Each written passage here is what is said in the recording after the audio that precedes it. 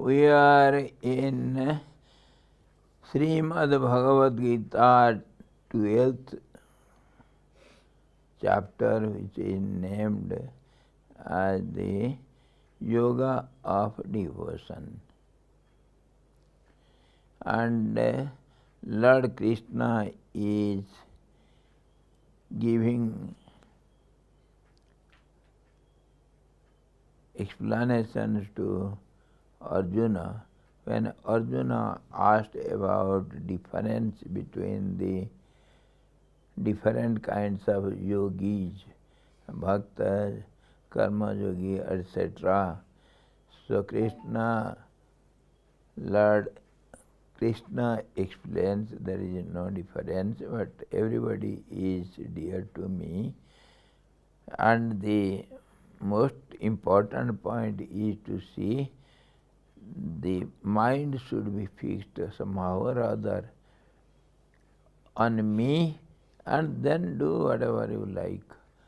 Whether you contemplate all the time whatever you have heard, or you are doing some karmas and you may be devoting your time for the God in different devotional ways, or practicing yoga, let it be anything, the mind should be always fixed on me. That is Lord Krishna, which emphasizes again and again. So yesterday we saw Shreyo hi jnanam abhyasat jnanad dhyanam vishishyate dhyanad karma phalatyagas tyagat santiranantaram. He gave some alternative ways. If you cannot do this, you can do that. You cannot do that, means you can do something else. If you cannot devote your time solely upon me, then you go on practicing one thing again and again, abhyas, repetition of anything, which becomes easier afterwards. And if you cannot do that, then do anything you like and give the result, offer the result to me only, and or you can do everything for my sake only. In different ways you can do anything according to your choice. There is no hard and fast rule, but mind should be somehow or other should be fixed on me. And we saw also, if you cannot do all these, do everything. Don't expect the result of your actions. Leave it on me. That also you can do. Or do everything and surrender to me in the end. That is the easiest way. So all these Lord gives alternative ways. Whatever you can do, do it. And today he is telling Adveshta sarvabhutanam maitraha karuna evacha nirmamo nirahankaraha samadukha sukha kshami. He is giving some qualities of the seeker after the truth. What all qualities are important to be seen in the spiritual aspirants, so that in any position he may be, any practice he may choose to have, for himself, but he will, in the end, he will be my dear and near one, and he will find me only in the end. He says, Adveshta Sarva Bhutanam. He who has no hatred towards any creature, dvesh, hatred, Sarva Bhutanam, towards all the creatures, Maitraha, and he is friendly to everyone, Karuna evacha, and he has always kind heart towards everyone. Nirmamo nirahankara, one who has got no mindness, I-ness, who is friendly and compassionate to all the creatures, who is free from attachment. Nirmama, nirahankara. He has no attachment and egoism. Ahankar, no egoism. Nirmamo, there is no attachment, I-ness and mindness. And balanced in pleasure and pain. Samasukha dukkha, in equal mind in pleasure and pain both. And Kshami, always forgiving others for mistakes, because this is very, very hard to practice, forgiving everyone. This is very hard. We have a habit always to find fault with others. I am right, others are wrong. This habit everybody has. We find fault with others, whereas a seeker should always find fault with himself, because if you have used the green glass, the world will look green. And if you have plain glass, you will see different colors outside. If you have jaundice, then the world looks yellow only. A beautiful story I shall tell you, how the world looks like. It is your vision which decides how is the outside world. It is not that color or situation of the objects outside. It is your mind. Very interesting incident. It is not a story. Of course, very often I quote this example. There was a milkman in Tihiri, nearby district, some 50 kilometers from here. Some village, some person was there, he was having his livelihood by selling milk. He had 3-4 cows, and he had about 20 liters of 30 liters of milk every day. He used to sell it and on his livelihood. And once he had some idea, why not increasing my span of working? Let me sell all these cows.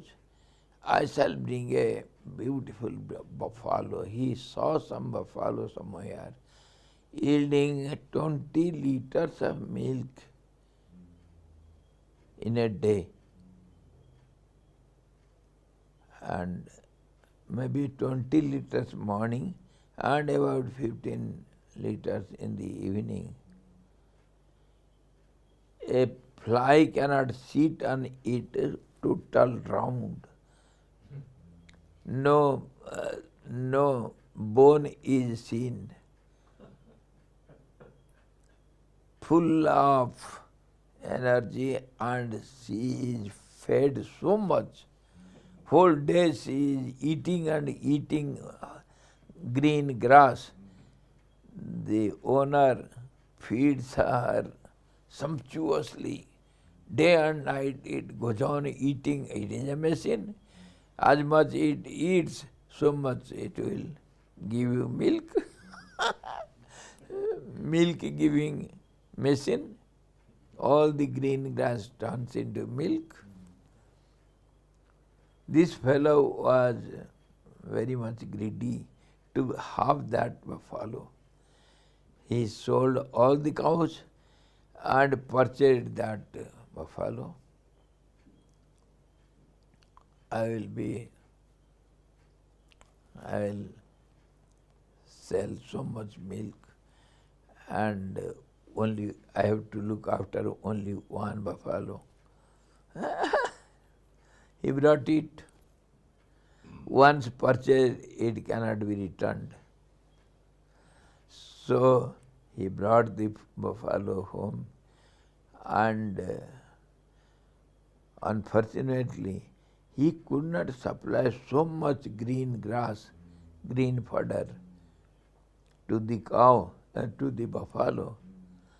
So day by day, she was going thinner and thinner, and the owner, new owner, he used to give some husk, dry husk. The buffalo doesn't eat it. It wants only green fodder. And day by day it is decreasing the quantity of milk. Slowly it is getting thinner and thinner. Within a week, all the dream was gone wrong. The fellow was weeping one day. What have I done? What a blunder I have done. His friend comes. Arey fellow, why are you so sad? You should be very glad. You see, you have brought a new buffalo and it yields so much milk. What is wrong with you? What has gone wrong? Come on. Arey, what can I tell you, my dear friend? I am worried. I have done a blunder. Arey, come on, tell me. We shall see if some solution. This is the situation. The buffalo is not eating dry husk, and I cannot supply so much green fodder to it. What shall I do? I cannot engage any servant also. I have not so much money. What to do? Never mind. The buffalo will eat dry husk. That I shall see. The fellow runs to the market and brings some green, transparent, that oil paper, big full-size papers, 2, 3. It costs little, some few rupees, and the fellow makes a covering glass for the eyes of the buffalo, and before it starts eating something, it puts it on the eyes of the buffalo and ties tightly with her horns. The buffalo sees everything green, so, and some salty water it sprinkles over the dry husk. It tastes also very nice. And little jaggery water also. So it is so palatable. The buffalo, without thinking anything, goes on eating so much husk, and within 2-3 days, again it has achieved its belly full of eating husks and doesn't care for any green fodder. Within a week, everything is solved. So it is a true incident. And the fellow was so much grateful to his friend. Oh, glory to your intellect. This is how we look outside world. It is your eyes only, my dear. There is no color outside. There is no qualities outside in the objects. It is your mind which is focusing everything outside. Vishwamundarpana Drishyamana Nagari Tulyam Nijantargatam. It is the whole world, visible world with names and forms. They are just seen in the outside mirror, reflected from your heart only. All the thoughts come out of your heart. It goes out and gets reflected outside. What you see your own thoughts only.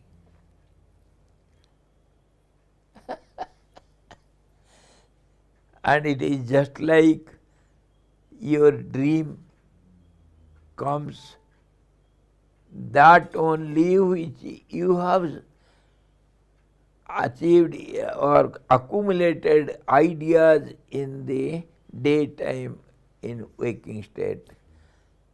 Those ideas only come in the dream.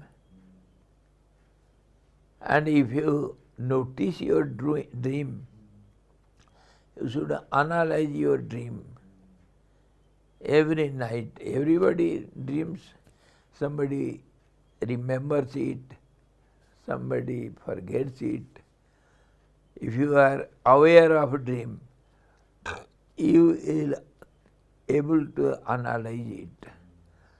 Whatever thoughts you have thought before going to bed, little seriously, that remains in the mind and that takes different shapes in the dream, and you dream those ideas only in the dream. Sometimes just daytime thoughts, sometimes little before, whatever you have thought seriously, it is there in your subconscious mind. It comes to the surface of the mind. Mind is just like an ocean. When it is that, or a lake, a water pond, when something is down below and it is somehow some animals have gone in and they have made it dirty, all the down below garbage, it comes up to the surfacial water. That's how your subconscious mind projects out something, whatever is there in the subconscious mind, strongly held by it, that comes to the surface of the mind, and that becomes the dreams. And those dreams also so haphazard, so sudden changing. You must have observed it. There will not be any linkage. Sometimes there will be sequence, or sometimes all of a sudden the scene changes. You will be flying in the air, and all of a sudden now you shall see you are swimming in the water. It changes all of a sudden. And many research students have made research on dreams. You see, sometimes dreams occur when there is misbalance in the air aspect and fire aspect and water aspect in the body. When it changes, whatever dominates, that dominates in the dream also. If you have too much wind in the body, then you will dream you are flying in the air.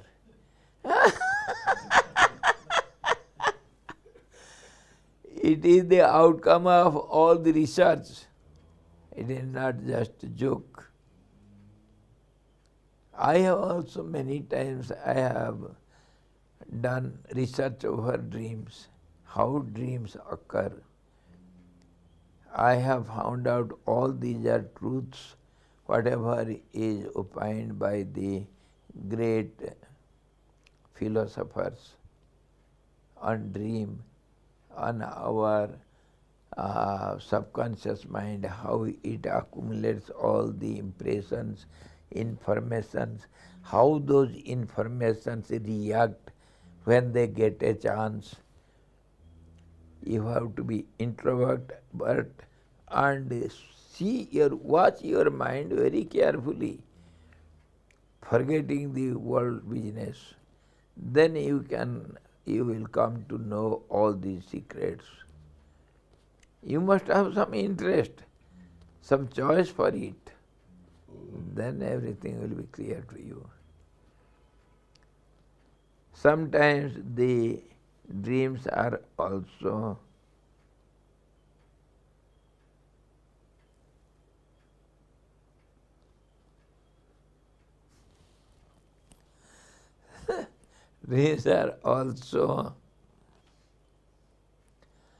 these signals for future, and sometimes it is the repetition of past, sometimes it signifies something for the after the daybreak, how your day will go on with. So many meanings, so many aspects of dream, and everything is dream only. You have also daydream and night dream and so many kinds of dreams. So dreams are always meaningless, and it has no much importance on our real life. Similarly, the outside world is. What I mean to say,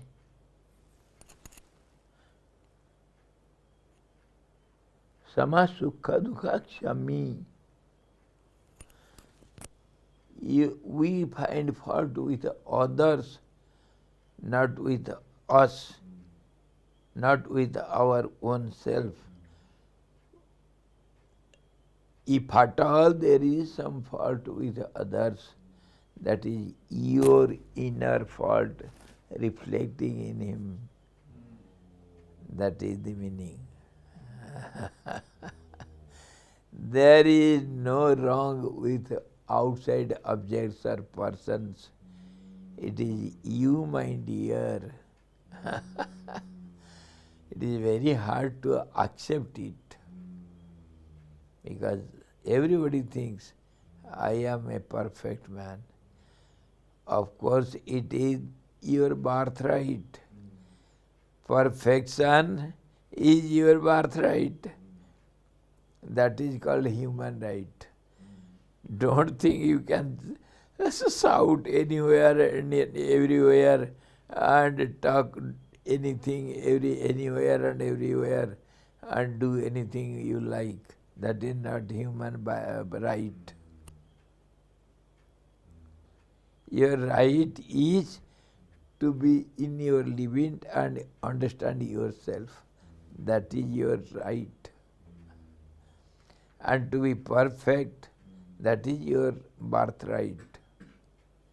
We forget it. It is our mind which reflects outside, and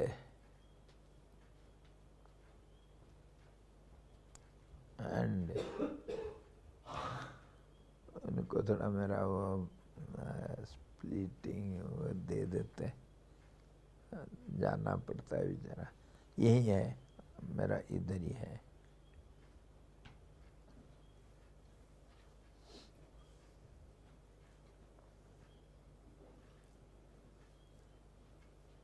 No. Splitting. You can use it and afterwards you can clean it. Yes, keep it. Thank you. Don't hesitate. Yes. Sometimes I use it here also. It is what to do, it is health condition. So in this way, one who forgives others without any hesitation, he is the best man. He sees the God within his heart. And God cannot be imperfect. And perfection we have to know as God. Completion is Godhood. Perfection is Godhood. That is within you. That is your birthright. So how can you find fault with others? So when this is understood thoroughly well, then you cannot but forgive everyone. It is forgiving yourself, not others. Indirectly you are forgiving yourself.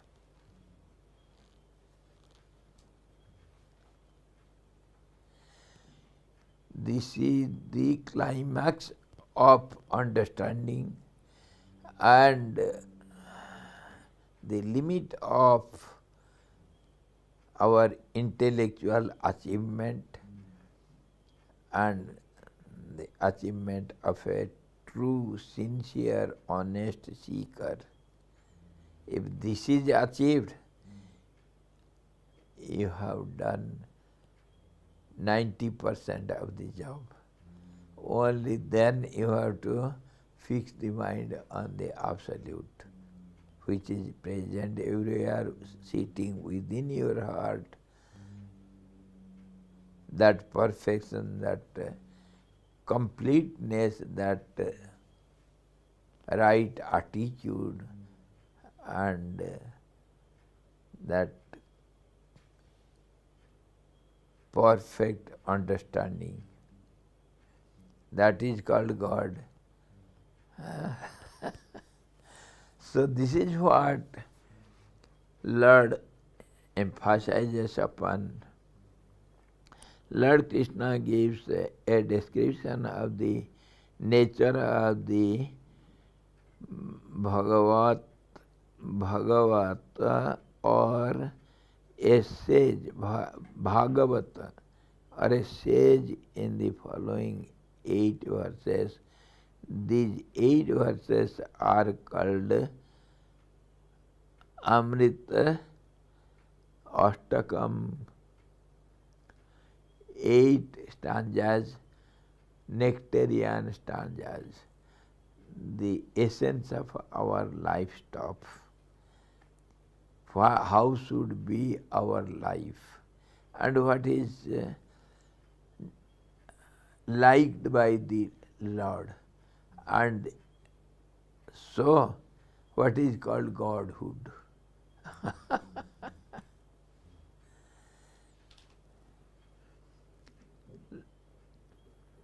Amritastaka, starting from here, from this sloka. The devotee who is established in God bears ill will to none. He always praise everyone. See our Sai Baba. Nowadays we are seeing the serial of Sai Baba. He will always say, may Lord bless you all. May Lord do good to all of you. Ram ji तुम्हारे भला करे. May Ram do good to you. This is the attitude of a great man. Always thinking good for the others, wishing good for the others. It is not only in some festivals, some special occasions we should wish to others, but day and night. The moment you get up, you should pray for everyone. The moment you retire to bed, you have to pray for everyone. Lokaha samastaha sukhino bhavantu. O Lord, may all the beings attain perfection and be happy. So that it is not for others' mind here. It is your selfish achievement. When the world is happy, you can be happy. You are part and parcel of the whole universe. Don't forget it. When every part of the body is well-to-do, is perfect, then only the body is perfect. If a part of the body, even the nail is paining, the body cannot be happy. Body is nothing but a group, a combined group.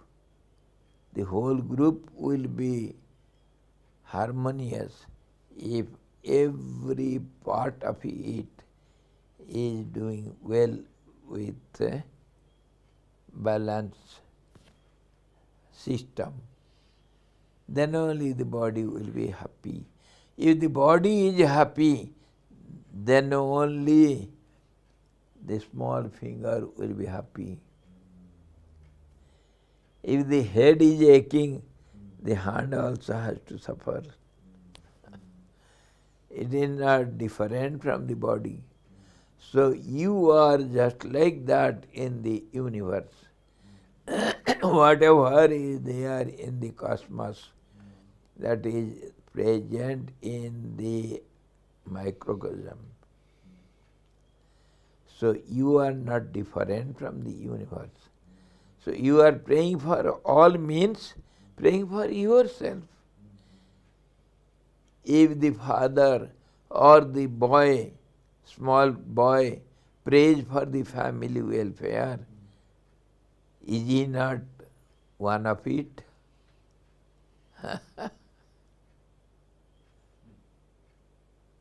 Yes, Sahib. So from a relative point of view, should we also consider this body as this cooperative society used to call? Why not? Body means a group, and it has to, all the parts of it have to cooperate with the other parts. Co-related, co-operated, and co-helping, co-enjoying, everything together. You cannot be different from the group. If one thief is caught hold, the whole group will be under arrest. Isn't it? All the loopholes will be revealed.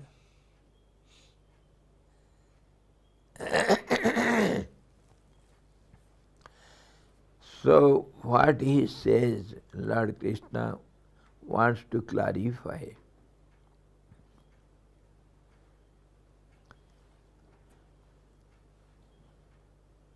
The devotee who is established in God bears ill will to none. He cannot think ill of others. He looks on all with love and great compassion. This is a divine quality which is seen in the true devotees. He regards all beings as himself. Just now we were discussing his own family members. He does not hate even a single being. Can you hate a mad dog? It is experimented. If you have love for it, the mad dog cannot bite you, cannot harm you. It is experimented. It is your own fearful thoughts create some solutions in your body, some poisonous extract which is unbearable for the ferocious animals. That's why they bounce upon you. If you have love and compassion in your heart for the dreadful animals, they become your slaves. This is proved by the great saints and sages, and on this the formula goes to tell you ahimsa pratisthayam tasya samipe vairatyaga. When you are established in ahimsa, non-violence, then no enemy can do any harm to you. Bright example of our Mahatma Gandhi. Once when he was doing agitation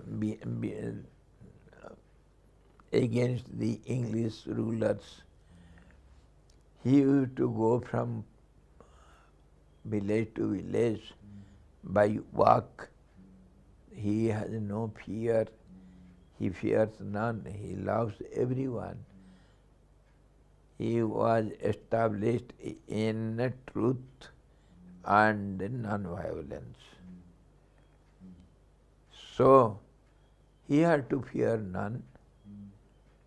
He will go all alone, even at midnight, walking, but a stick only to save himself. He may not fall down anywhere at night. Just a support for the body. And he will walk barefooted or a single chappal and so much little cloth, not covering the whole body. So once he was going at midnight lecturing in one village. He has to attend another meeting early in the morning, say 20-25 kilometers away from that village. The program was set already. So he had to go at night, and he had the vow he will not take any friend with him because he fears none, even not the animals, ferocious animals at night. No. So he was going all alone, And this was known to some Muslim, some youngsters, and they were looking for the chance. Tonight we shall do our work. The old fellow will be walking all alone, and in the midst of that pasture, big grassy ground, nobody will be there. We will be hiding somewhere. Let the old man come, and we shall do our job. From tomorrow onwards, there will not be any such agitations. Some Muslims, they were against him. Some Hindus also were against him because they wanted to fight and do everything. Gandhiji didn't allow it. And he was leading everywhere. Everybody was following him, his instructions, non-violence. And when Gandhiji reached there at midnight, all of them with swords and spears and lathis, they surrounded him. Gandhiji had no fear at all. He started asking him welfare and embracing him. Oh, you are here? Very nice. What do you want from me? What can I do for you? These fellows are raising their hands with the sword, trembling the hands, and the sword falls down. They tried their level best to harm him. Nothing could they do. This is true incident in the life history of Gandhiji. Several such incidents. This is how you are the person, center of the whole universe. You can influence the whole universe. The universe is what you are. Don't think, I am a part and parcel, and how can I think of the whole universe? No. Everything is within you. That is the final declaration of the great scientists of India. And now also the present scientists are proving. If you magnify an atom, you will see the all composition of the whole universe is there in the atom. Sometimes in botany class, we take some slices and put in the slides and look at it in the microscope, and then we study the composition and structure of the stem, how it is made up, where are what kind of cells and how it is making this stem.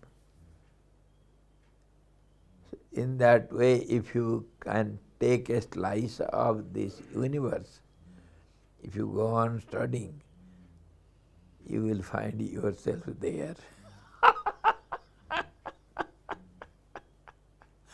This is done by great souls, great research students who have microscope in their eyes, mental eyes.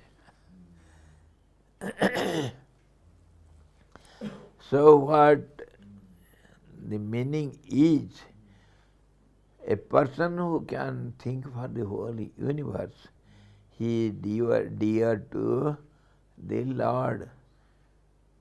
Lord is nothing but whole totality. He does not hate.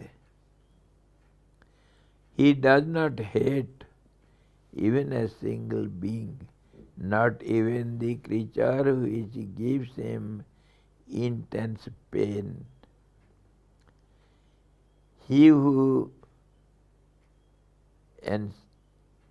entertains mercy towards the suffering people and tries to relieve their sufferings is a man of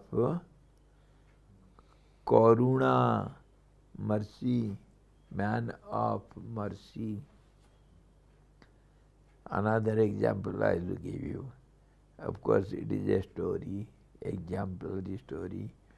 Once a monk was passing through some flood water. Nowadays there is flood in India. Many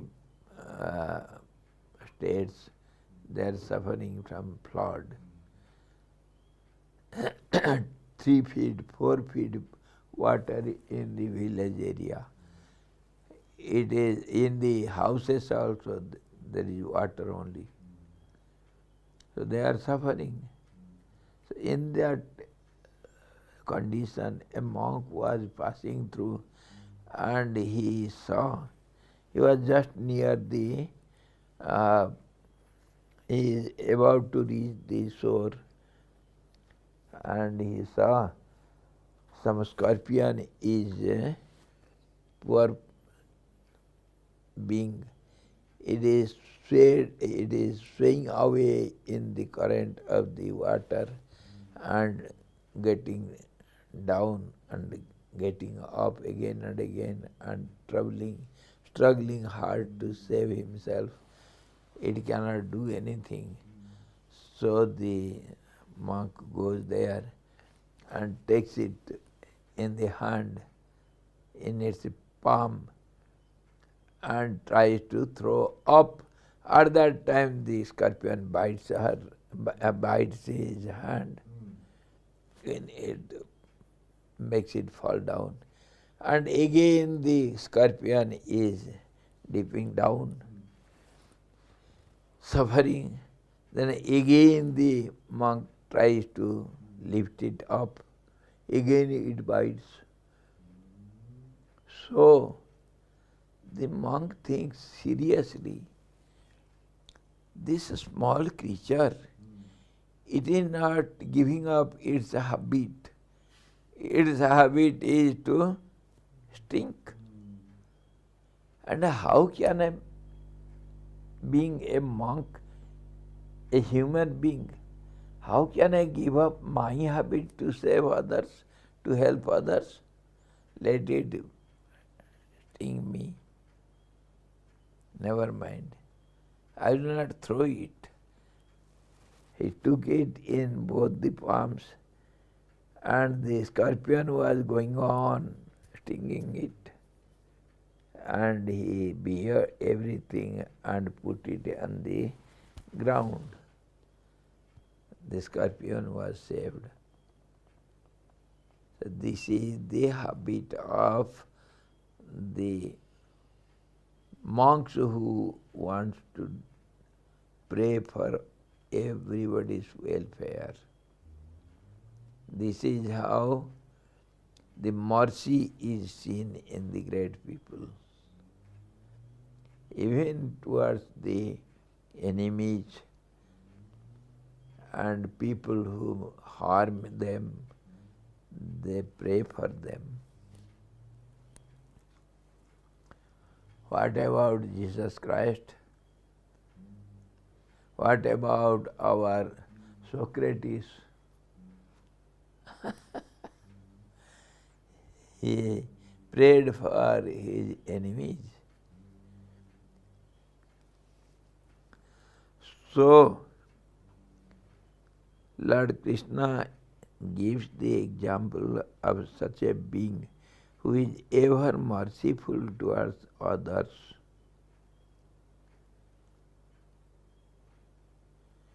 He who entertains mercy towards suffering people and tries to relieve their sufferings is a man of karuna. He puts himself in the position of the sufferer and feels the pain himself. Mercy is a divine attribute. God is all merciful. If you wish to hold communion with the Lord, and if you desire to attain Godhood, you must also become all merciful.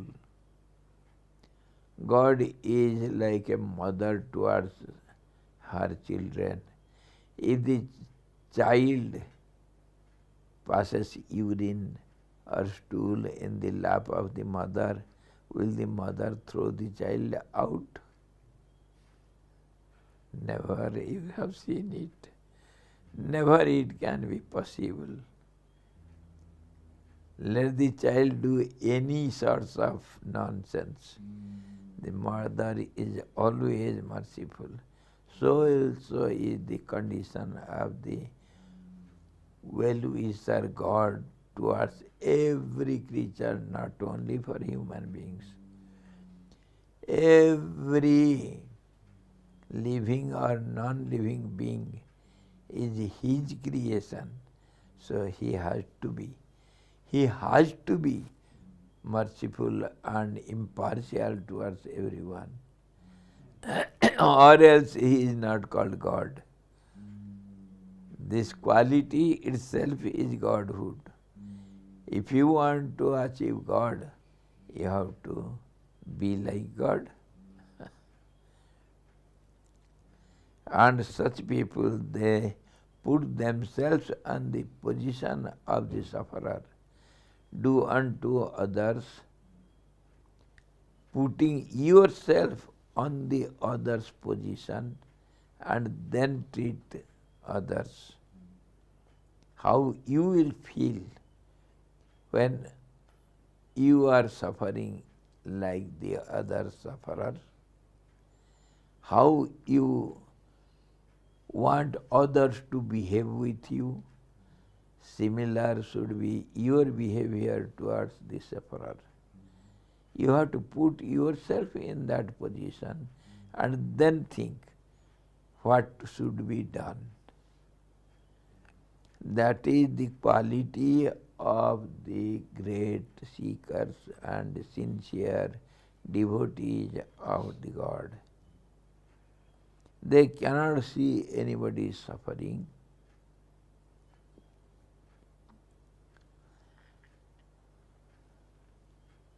The perfect devotee offers full mercy of life, abhayadan.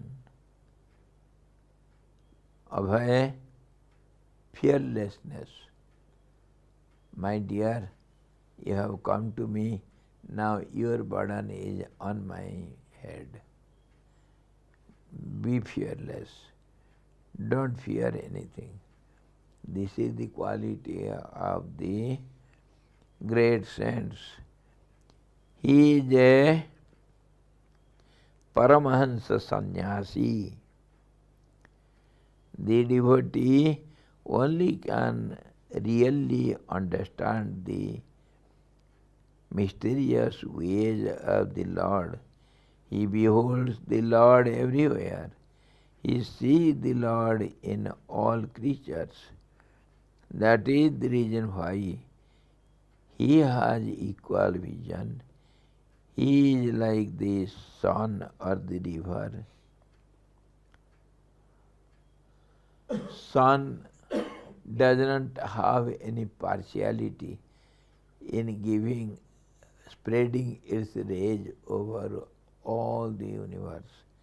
Even the dirty garbage, it doesn't hesitate to put its rays. So river also has no discrimination where to give water or where not. The water is for one and all. The tree never has any partiality to whom it will allow its shadow and to whom not.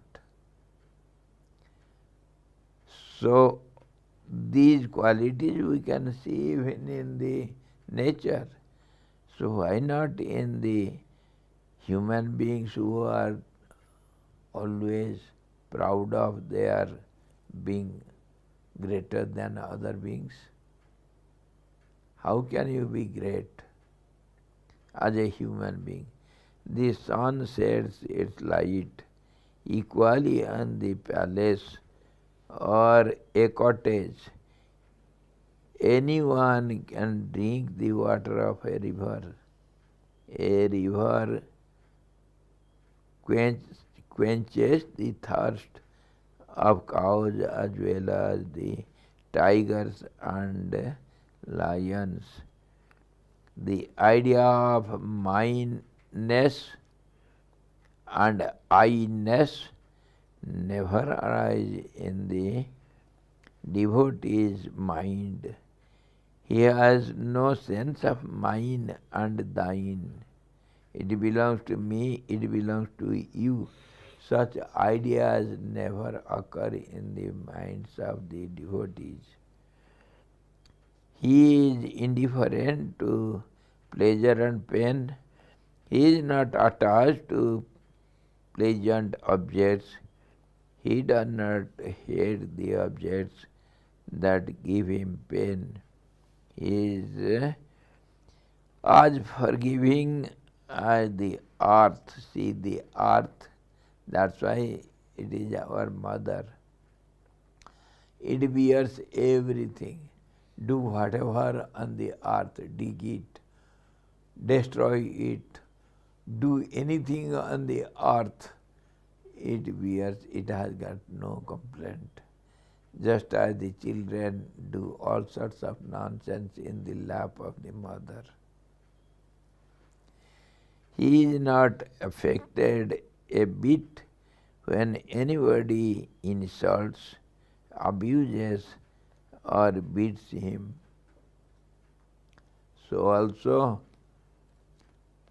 a devotee should have all these divine qualities. Not hating anyone and friendly to everyone and merciful towards everyone, having no I-ness, my-ness, having no ego, and having equal mind in pain and pleasure, and forgiving everyone. All these divine qualities to be in a devotee. So tomorrow we shall see the other stanza of the qualities. What all other qualities should be seen? They are the qualities of a seeker. Santushta satatam yogi yatatma dridhanishchaya mayarpita mano buddhi yo madbhakta same priya. These people, such persons are dear to me. It is not the path what you choose. It is all these qualities what you should have. To the answer of Arjuna, he is explaining all these qualities which ought to be seen in the true devotees. All these are divine qualities. Tomorrow we shall see. Hari Om. Purnamadaha Purnamidam Purnat Purnamudachyate Purnasya Purnamadaya Purnamevavasishyate. Om Shanti Shanti Shanti. Sadguru Bhagavan ki jai. Krishna Bhagavan ki jai. Gita Mata ki jai.